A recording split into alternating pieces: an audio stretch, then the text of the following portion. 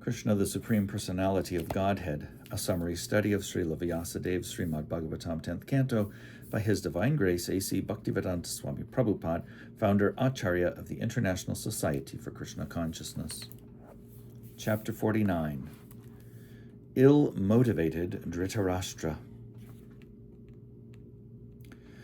Thus ordered by the Supreme Personality of Godhead, Sri Krishna, Akrura visited Hastinapur, said to be the site of what is now New Delhi. The part of New Delhi still known as Indraprastha is accepted by people in general as the old capital of the Pandavas. The very name Hastinapur suggests that there were many Hastis, or elephants. Because the Pandavas kept many elephants in the capital, it was called Hastinapur. Keeping elephants is very expensive. To keep many elephants, therefore, the kingdom must be very rich, and Hastinapur, as Akrura saw when he reached it, was full of elephants, horses, chariots, and other opulences. The kings of Hastinapur were taken to be the ruling kings of the whole world. Their fame was widely spread throughout the entire kingdom, and their administration was conducted under the good counsel of learned Brahmins. After seeing the very opulent capital city, Akrura met King Dhritarashtra. He also saw grandfather Bhishma sitting with him. After meeting them, he went to see Vidura and then Kunti, Akrura's cousin.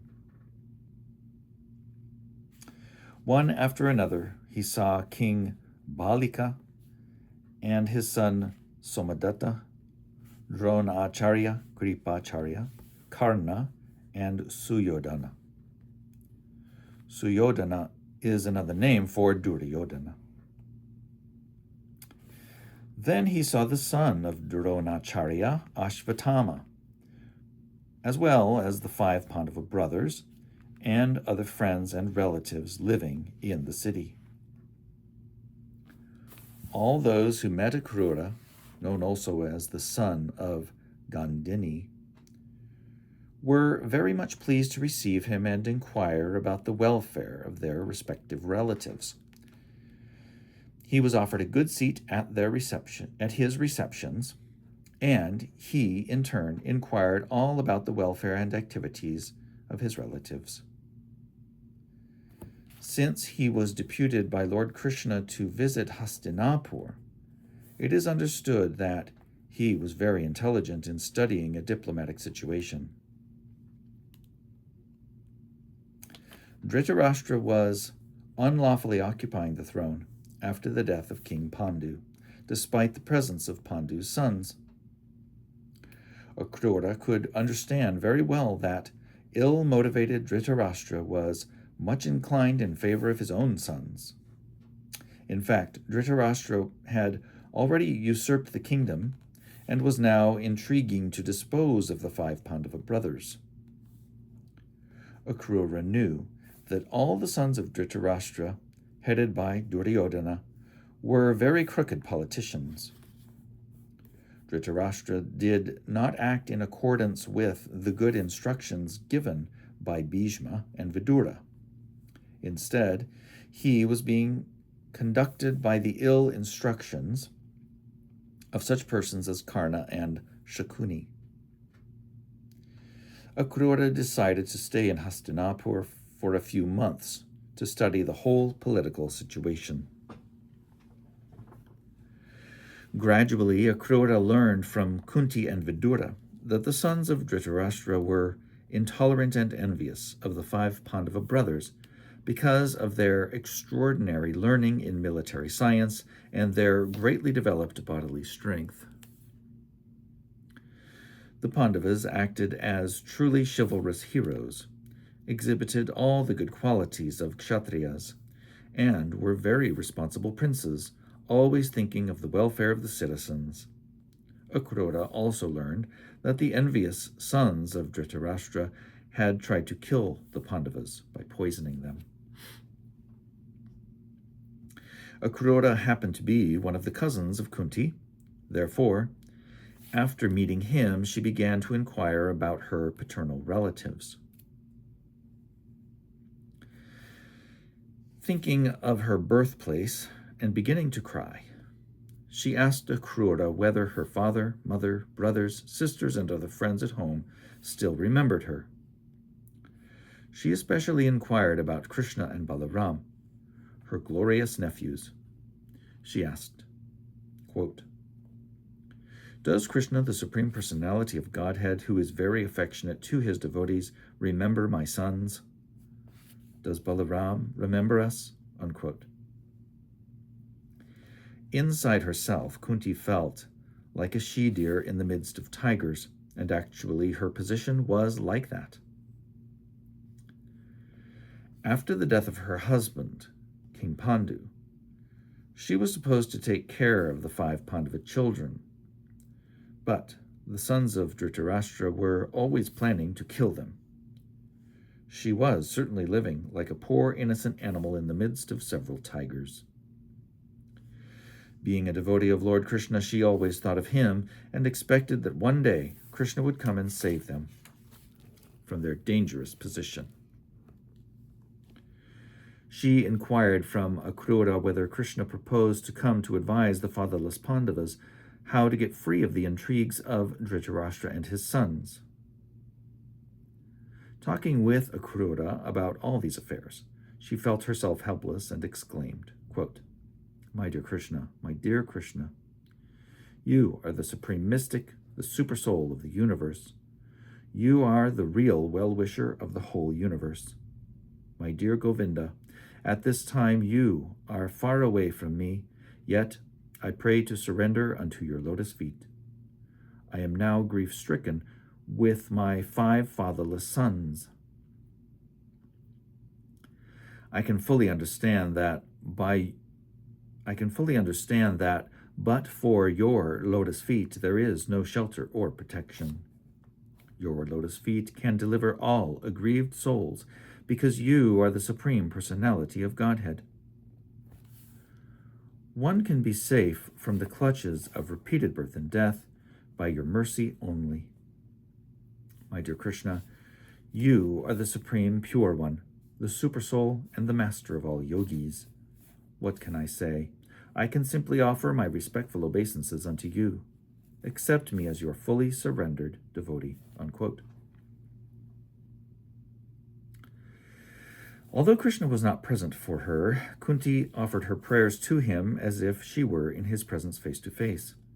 This is possible for anyone following in the footsteps of Kunti.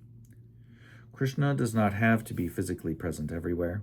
He is actually present everywhere by spiritual potency, and one simply has to surrender unto him sincerely. When Kunti was offering her prayers very feelingly to Krishna, she could not check herself and began to cry loudly before Akrura. Vidura was also present, and both Akrura and Vidura became very sympathetic to the mother of the Pandavas, and began to solace her by glorifying her 5 sons, namely Yudhishthir, Arjun, Bhima, Nakul, and Sahadev. They pacified her, saying that her sons were extraordinarily powerful. She should not be perturbed about them, since they were born of great demigods like Yamaraj, Indra, and Vayu.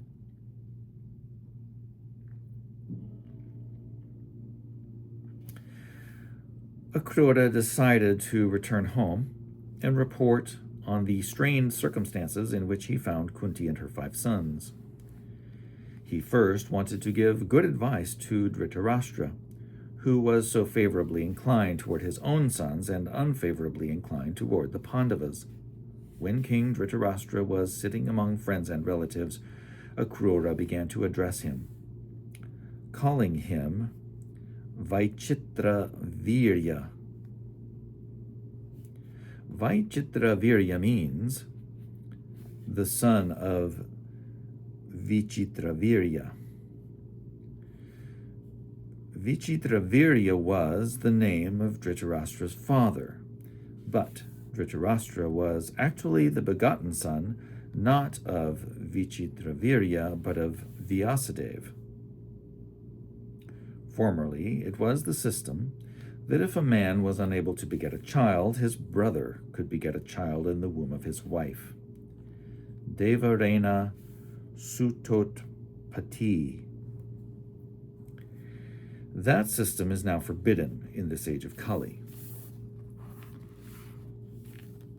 Akrura called Dhritarashtra Vichitravirya sarcastically, because he was not actually begotten by his father. He was the son of Vyasadeva. When a child was begotten in the wife by the husband's brother, the child was claimed by the husband. But of course the child was not begotten by the husband. This sarcastic remark pointed out that Dhritarashtra was falsely claiming the throne on hereditary grounds. Actually, Pandu had been the rightful king, and in the presence of Pandu's sons, the Pandavas, Dhritarashtra should not have occupied the throne. Akrura said, quote, "My dear son of Vichitravirya, you have unlawfully usurped the throne of the Pandavas. Anyway, somehow or other, you are now on the throne. Therefore, I beg to advise you to please rule the kingdom on moral and ethical principles. If you do so and try to please your subjects in that way, your name and fame will be perpetual." Unquote. Akrura hinted that although Dhritarashtra was ill-treating his nephews, the Pandavas, they happened to be his subjects. Quote, "Even if you treat them not as the owners of the throne, but as your subjects, you should impartially think of their welfare, as though they were your own sons. But if you do not follow this principle and act in just the opposite way, you will be unpopular among your subjects, and in the next life you will have to live in a hellish condition.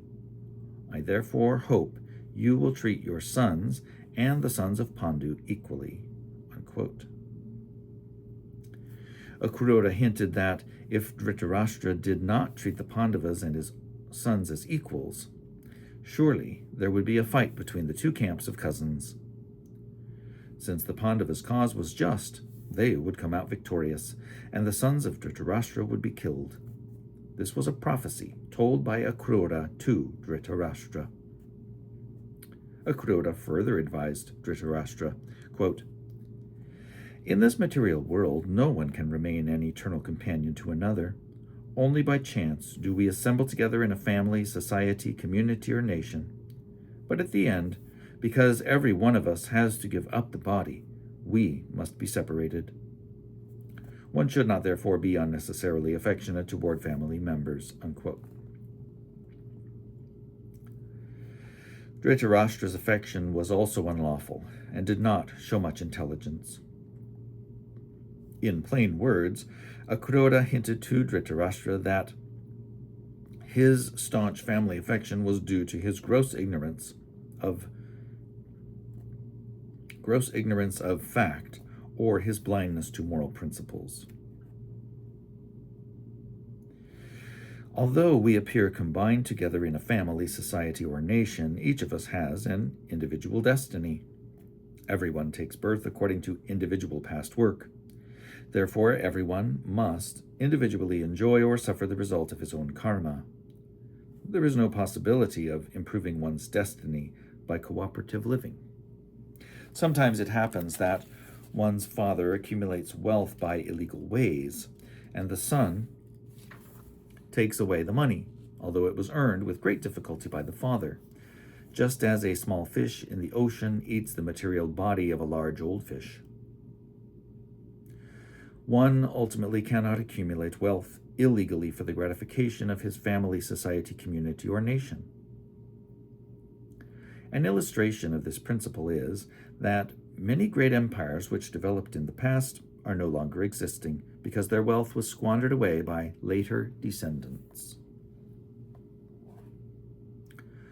One who does not know this subtle law of fruitive activities, and who thus gives up the moral and ethical principles carries with him only the reactions of his sinful activities, His ill-gotten wealth and possessions are taken by someone else, and he goes to the darkest region of hellish life. One should not therefore accumulate more wealth than allotted to him by destiny. Otherwise, he will be factually blind to his own interest. Instead of fulfilling his self-interest, he will act in just the opposite way for his own downfall. Akrura continued, quote, My dear Dhritarashtra, I beg to advise you not to be blind to the facts of material existence. Material, conditioned life, either in distress or in happiness, is to be accepted as a dream. One should try to bring his mind and senses under control and live peacefully for spiritual advancement in Krishna consciousness. Unquote. In the Chaitanya Charitamrita, it is said that except for persons in Krishna consciousness, everyone is always disturbed in mind and full of anxiety. Even those trying for liberation or merging into the Brahman effulgence, and the yogis who try to achieve perfection in mystic power, cannot have peace of mind. Pure devotees of Krishna have no demands to make of Krishna.